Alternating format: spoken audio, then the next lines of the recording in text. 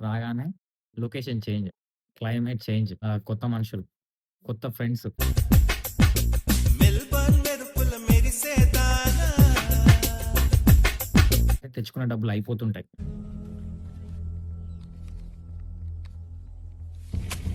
10, 15 days బానే ఉంటది. Part time గావాలి. వచ్చింది కొత్త కొత్త గాబట్టి మిమ్మల్ని అందరూ క్యాచ్ జేసుకుంటారు. దొరికినోడు దొరికినట్టు యూజ్ జేసుకుంటాడు జాబ్‌లల్ల. ఊబర్ ఈట్స్ చేసేవాళ్ళు ఊబర్ ఈట్స్ చేస్తారు. క్లీనింగ్ చేసేవాళ్ళు క్లీనింగ్ చేస్తారు. దొరికిన జాబల్లా చేస్తారు. ఎక్కుత్తొలి మెట్టు కొండను కొట్టు ఢీ కొట్టు గట్టిగా పట్టే నువ్వు పట్టు గమ్యం చేరే mental pressure, financial pressure, academic pressure గూడా. ఈ అసైన్‌మెంట్ ఎట్లా చేస్తారో తెలీదు మనకి. ఇండియాలోనేమో ఎగ్జామ్‌లు రాసొస్తాం. ఈడనేమో అసైన్‌మెంట్‌లంటది. రిఫరెన్స్‌లంటారు. లాస్ట్‌కి ఏందంటే ఇవన్నీ తట్టుకోలేక ఫిజికల్ గూడా ఇంబాలెన్స్ అయితాం. మనం ఇండియాలో ఉన్నప్పుడు ఒక వెదరు, ఇక్కడ రాగానే ఇంకొక వెదర్. హెల్త్ ప్రాబ్లమ్స్ కూడా ఫస్ట్ ఇనీషియల్ డేస్‌లలో ఒస్తాయి. కామన్. ఫీవర్ ఒస్తది, ఫ్లూ ఒస్తది. సో, ఇవన్నిటిని యాక్సెప్ట్ జేయాలి. Cultural shocks. ఎప్పుడు చూడు ప్యాంట్లు చొక్కాలు ప్యాంట్లు చొక్కాలు ప్యాంట్లు చొక్కాలు చీర తగిలితే ఒట్టు. బిహేవ్ చేసే విధానం చూసి నవ్వాలా? ఏడవాలో అర్థం కాదు.